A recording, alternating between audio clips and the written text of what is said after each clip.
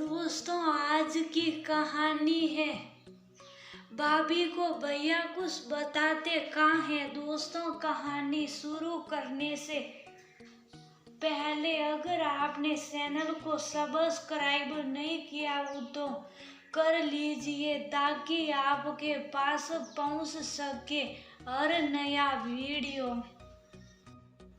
शर्म तो तुम्हें आती नहीं, जाने क्या हो गया। मुझे तो लगता है लोग तुम्हें भड़काते हैं और तुम उनकी बातों में आकर अपनी गृहस्थी खराब कर रही। समर राशि पर चिल्लाता हुआ ऑफिस निकल गया।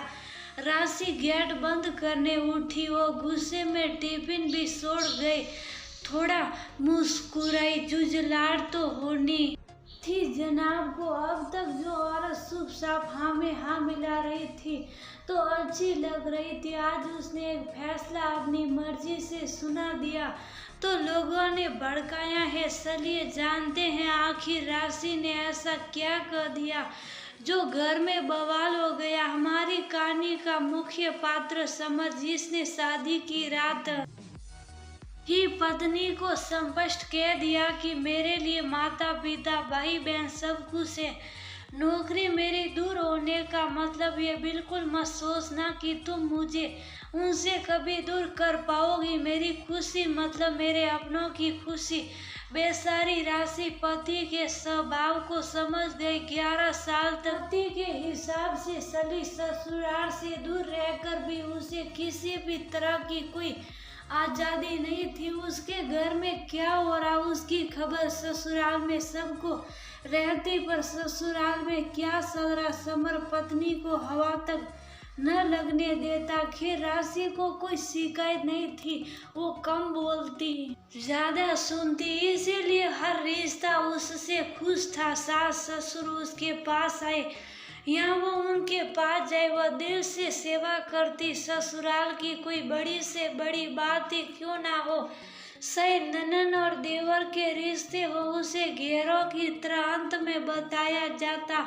उसने तभी शिकायत नहीं की। अब तो ये आलम था। नंदोई जी और देवरानी भी मजाक में कह देते, बड़ी भाभी को कैसे कुछ पता होगा, समर भैया बताएंगे तब ना। राशि नस्तर की तरह चुभने वाले शब्द बाणों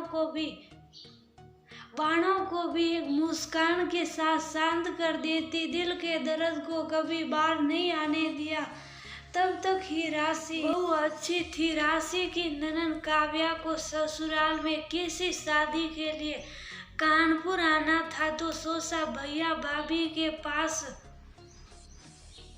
2-4 दिन रह लूंगी। उन्हीं दिनों अम्मा बाबूजी को भी रूटीन चेकअप के लिए समर के पास आना था। सबसे मिलकर प्रोग्राम बना लिया। हमेशा की तरह राशि को अंत में बताया गया, पर हमेशा की तरह राशि ने हाँ में हाँ नहीं मिलाई। काव्या भाई के पास फिर कभी भी घूमने आ सकती है और अम्मा बाबूजी का चेकअप भी 1 महीने बाद हो सकता। मेरे बच्चों के फाइनल एग्जाम में मैं ही उन्हें पढ़ाती हूँ। घर के कामों के साथ मेरे लिए ये मैनेज करना मुश्किल होगा।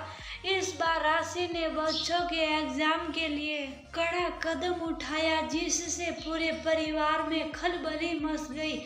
आज तक दबती आई राशि के मुंह में जबान कैसे आई, सब हैरान थे।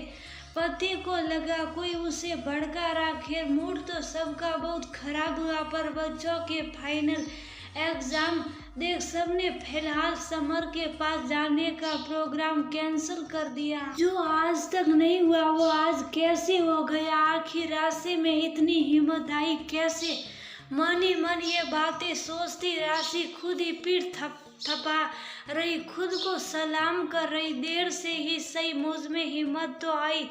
पति देव को ये एहसास करवाना जरूरी था कि ये औरत सिर्फ काम करने के लिए मशीन नहीं, तुम्हारी पत्नी, जिसको देर से ही सही पर समझ आ गया कि फर्ज से साथ उसके कुछ अधिकार भी है। राशि अपने कामों में लग गई, हमेशा अपनी इच्छाओं को दबा अपनों को खुश करने में ही लगी रही। पहली बार उसने बिना किसी की नाराजगी की परवाह किए ऐसा फैसला लिया जो उसे खुद को सलाम करने का मन कर रहा। देखा जाए तो राशि के फैसले में उसके बच्चों की भलाई थी, किसी बड़े को दुख पहुंचाने का उसका कोई इरादा नहीं था। अक्सर जिन घरों में औरतों को फैसले लेने के अधिकार नहीं दे होता, वहाँ औरत कोई छोटा सा फैसला ले तो बहुत बड़ी बात बन जाती है, लेकिन वह छोटी सी बात भी उस औरत के लिए बहुत खुशी वाली बात